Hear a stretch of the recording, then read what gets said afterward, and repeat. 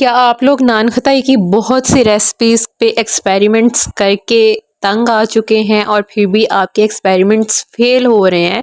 تو آج کی ویڈیو آپ نے اینڈ تک لازمی دیکھنی ہے، کیونکہ میں آپ کے ساتھ شیئر کر رہی ہوں پرفیکٹ نان خطائی کی ریسپی۔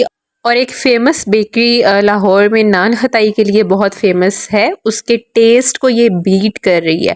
اتنی مزیدار یہ نان خطائی ریڈی ہوگی، تو اس کو آپ نے لاسٹ تک ویڈیو کو دیکھنا ہے، کوئی بھی پارٹ آپ نے مس نہیں کرنا۔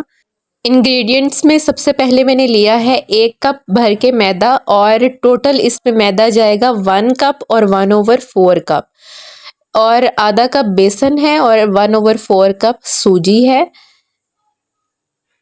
½ ٹی اسپون اس کے اندر بیکنگ پاؤڈر ہے، اور 1/4 ٹی اسپون بیکنگ سوڈا ہے، یعنی جتنا بیکنگ پاؤڈر اس کا ½ بیکنگ سوڈا، اور 4 الائچیوں کو میں نے پیس کے ان کا پاؤڈر بنا لیا ہے۔ باقی گھی، چینی جو ہے وہ اسی کپ سے میں نے میئر کرنی ہے، تو یہ کپ ابھی خالی ہوتا ہے تو پھر باقی چیزیں میں میئر کر کے آپ کو بتاتی ہوں کہ ہم نے کتنی کوانٹٹی ان کی لینی ہے۔ سب سے پہلے جتنے یہ ڈرائی انگریڈینٹس آپ کو شو ہو رہے ہیں ان کو میں چھان لوں گی، اور اچھے سے ان کو چھان کے ایک سائڈ پہ رکھ دوں گی، اس کے اندر الائچی پاؤڈر کو ایڈ کر کے۔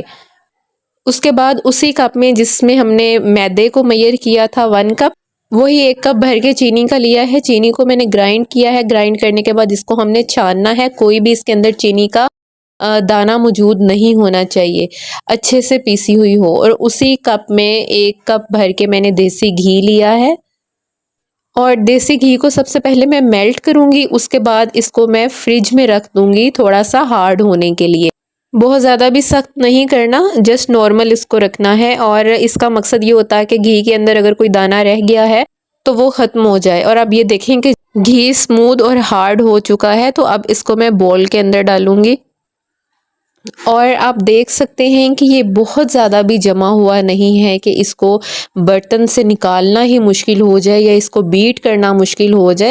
اس کو ہم نے نارمل سا جسٹ ہارڈ کرنا ہے، زیادہ نہیں کرنا۔ اب اس کے اندر جو چینی تھی پیسی ہوئی اس کو ڈالا ہے، اور اس کو میں تھوڑا سا صرف 2 سے 3 منٹ کے لیے بیٹ کروں گی۔ اور گرمی کا سیزن ہے جس کی وجہ سے یہ بڑی جلدی گھی اگین میلٹ ہوا اور چینی کے ساتھ اچھے سے مکس ہو گیا ہے۔ تو یہ دیکھیں، اس کو ابھی میں آپ کو اسپیچولا سے دکھاؤں گی کہ یہ اس طرح سے سموتھ ایک ٹیکسچر ہم نے بنانا ہے۔ جسٹ 2 سے 3 منٹ میں نے اس کو بیٹ کیا، اور جتنے بھی ڈرائی انگریڈینٹس تھے وہ اس کے اندر ایڈ کر دیے ہیں، اور اس کو اسپیچولا کی مدد سے میں اچھے سے مکس کر لوں گی۔ ادروائز اچھا یہ سافٹ تھا، گرمی کی وجہ سے لوز ہوا پڑا ہے، اس وجہ سے یہ اسپیچولا سے ہی مکس ہو رہا ہے۔ ادروائز آپ اگر سردیوں میں بنا رہے ہیں تو ڈیفینیٹلی آپ کو ہاتھ سے اس کو گوندنا پڑے گا پوری فورس لگا کے۔ تو اس کو مکس کرنے کے بعد، اچھا میں نے آپ کو جو انگریڈینٹس تھے اس میں بتایا تھا 1 کپ میدا اور 1/4 کپ یا 3 چمچ، تو یہ دیکھیں اس کو مکس کرنے کے بعد یہ اس کی کنڈیشن ہے۔ اس میں میں نے 3 چمچ بھر کے میدا بعد میں ایڈ کیا تھا جس کو ریکارڈ نہیں کر سکی، تو اس لیے میں نے انیشلی آپ کو بتا دیا ریسپی میں کہ 1 کپ پورا اور 1/4 کپ، یعنی 1 کپ کا چوتھا حصہ، یا آپ 3 چمچ بھر کے لے لیں۔ اس کے بعد تھوڑی دیر کے لیے آپ نے اس کو فریج میں رکھنا ہے۔ میں نے بہت کم ٹائم کے لیے اسے فریج میں رکھا تھا، جس کی وجہ سے یہ اسٹل تھوڑا سا لوز تھا، لیکن اس کی ایزیلی شیپ آ رہی تھی، تو میں نے اس کو شیپ دے دیا ہے۔ آپ نے اس کو گوندنے کے بعد بھی 10 منٹ کے لیے فریج میں رکھ دینا ہے، اور کوشش کریے گا جس ٹائم آپ ان کو شیپ دے دیں تب بھی 5 سے 10 منٹ اس کو فریج میں رکھ دیں۔ بیکنگ پاؤڈر اور بیکنگ سوڈا کی کوانٹٹی زیادہ نہیں کرنی، اس کے علاوہ آپ نے کوئی بھی چینجنگ اس کے اندر نہیں کرنی۔ ایسا نہیں کرنا کہ آپ یہ اس کو لوز دیکھ کے اس میں میدا ایڈ کرتے جائیں، ورنہ یہ ہارڈ ہو جائیں گے اور یہ کرسپی نہیں بنے گی جس طرح سے خطائیاں ہوتی ہیں۔ البتہ آپ نے یہ کرنا ہے کہ اگر سردیوں میں بنا رہے ہیں تو ہو سکتا ہے کہ آپ کو وہ 3 چمچ ایکسٹرا میدے کے نہ ایڈ کرنا پڑے، تو گرمی اور سردی میں بنانے کا تھوڑا سا فرق ہوتا ہے۔ اس ٹائم پہ گھی ہارڈ ہوتا ہے تو اس میں جتنا میدا 1 کپ جتنا بھی انف ہو سکتا ہے، لیکن گرمی کی وجہ سے مجھے 3 ٹیبل سپون اور ایڈ کرنا پڑے تھے۔ اس کے علاوہ آپ نے مزید کچھ بھی اس کے اندر ایڈ نہیں کرنا، نہ ہی اس سے زیادہ آپ نے میدا ایڈ کرنا ہے۔ تو اس کو سارے جو خطائیاں ہیں ان کو شیپ دی، ان کے اوپر ایگ یولک کو برش کیا، اور کچھ بادام میں نے سلائس کر کے رکھے ہوئے تھے وہ اوپر لگائے ہیں، اس سے بڑی اچھی ایک لک آ جاتی ہے۔ اور اس کو میں نے بیک ہونے کے لیے رکھ دیا۔ اب بیک ہونے کی بھی ڈیٹیل میں آپ کو بتا دیتی ہوں کہ آپ نے کس طرح سے اس کو بیک کرنا ہے اور کتنے ٹائم کے لیے۔ تو میں نے اپنے اوون کے اکارڈنگ اس کو سیٹ کیا تھا۔ ایک تو میں نے فین آن رکھا تھا، اوپر اور نیچے دونوں کی روڈز آن کی تھیں، اور 160 پہ ہر ایک کے جو ٹمپریچر ہوتا ہے اوون کا وہ الگ ہوتا ہے، تو میں نے اس کو 160 رکھا، کیونکہ میرے اوون کا ٹمپریچر جو ہے وہ 180 پہ بہت زیادہ ہائی چلا جاتا ہے اور چیزیں جل بھی جاتی ہیں، تو پھر اس لیے میں اس کو 160 پہ سیٹ رکھتی ہوں۔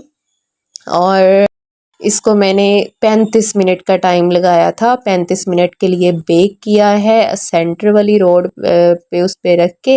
تو آپ چیک کریں کہ کتنی زبردست اس کی لک آئی ہے۔ اسی ٹرے میں اس کو میں ٹھنڈا ہونے دوں گی، اور اس کا کلر چیک کریں، نیچے سے اس کا کلر دیکھیں کتنا پرفیکٹ گولڈن اور اوپر سے وائٹ، اور بہت ہی مزیدار ایک بھربھری سی ہماری مزے کی خطائیاں بنی۔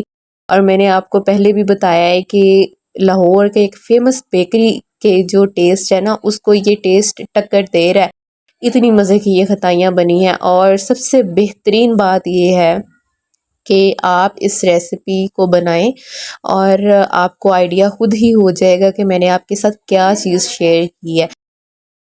اور اگر آپ گھر سے بیٹھ کے بزنس کرنا چاہ رہی ہیں تو آپ ڈیفینیٹلی اس ریسیپی کو یوز کر کے بزنس بھی کر سکتی ہیں۔ اس کے علاوہ آپ سے میں بزنس آئیڈیاز بھی شیئر کرتی رہتی ہوں، جیسے میں نے آپ کو ماش اور مونگ کی دال کے بھلوں کا بتایا تھا کہ آپ ان کو بنا کے سیل کر سکتی ہیں۔ تو یہ وہ چیزیں ہیں جو لوگ کر رہے ہیں، یعنی لوگ گھر میں بنا کے اس کو سیل کرتے ہیں کلو کے حساب سے۔ تو آپ دیکھ لیں، اگر آپ اس کو کرنا چاہیں تو یہ آپ کے لیے ایک اچھی چیز ہو سکتی ہے۔ اور پھر ریسیپی آپ کے ساتھ میں نے بالکل پرفیکٹ کی ہے جو سب کو پسند آئے گی، اور اس سے بہتر ریسیپی مجھے نہیں لگتا کوئی اور ہو سکتی ہے میرے خیال سے، کیونکہ میں نے تو جب بھی بنائی ہے اس سے بہت سی تعریفیں سمیٹی ہیں اور سب کو یہ بہت پسند بھی آئی ہے۔ اور پھر پرفیکشن بالکل جیسے بازار سے ہم لوگ بیکریز سے منگوا کے کھاتے ہیں، اس طرح کی اس کے اندر پرفیکشن ہے۔ ابھی آپ کو میں توڑ کے بھی دکھاؤں گی، یہ دیکھیں کہ مجھے کوئی فورس نہیں لگانی پڑی، کوئی زور نہیں لگانا پڑا اس کو توڑنے میں، مطلب یہ اتنی خستہ ہے کہ یہ ایزیلی ٹوٹ رہی ہے، مجھے بالکل فورس نہیں لگانی پڑی۔ اور اس کو میں ہاتھ میں مٹھی میں ایسے دباؤں گی تو یہ سارا بھربھرا سا میرے ہاتھ میں آ جائے گا، اور اندر اس کا بڑا زبردست جال بنا، جیسے بازار کی بیکری کی نان خطائی کے اندر موجود ہوتا ہے۔ تو اس ریسیپی کو آپ نے لازمی ٹرائی کرنا ہے، کیونکہ میں آپ کے ساتھ اوتھینٹک ریسیپیز شیئر کرتی ہوں، کوئی میرے ایکسپیریمنٹس نہیں ہوتے، رانگ میئرمنٹس نہیں ہوتی، آپ کے سامنے چیزیں بنا رہی ہوں، اور جو ہے without any excluding any points آپ کو ہر چیز ڈیٹیل میں سمجھاتی ہوں، تاکہ آپ کی کوئی بھی کیوری باقی نہ رہے۔ اور پھر بھی اگر کوئی آپ کا سوال ہو تو آپ لوگ مجھے کمنٹ باکس میں پوچھ سکتے ہیں، اور اس کی جو ڈیٹیلڈ ریسیپی ہے ریٹن فارم میں آپ کو ڈسکرپشن میں بھی اویلیبل ہوگی۔ تو اس طرح کی مزید ریسیپیز کے لیے آپ لوگ میرے ساتھ کنیکٹ رہیں اور خوش رہیں، اور ریسیپیز اچھی اچھی مزے کی خود بھی بنائیں، فیملی کو بنا کے بھی انجوائے کروائیں۔ Thank you so much for watching the video.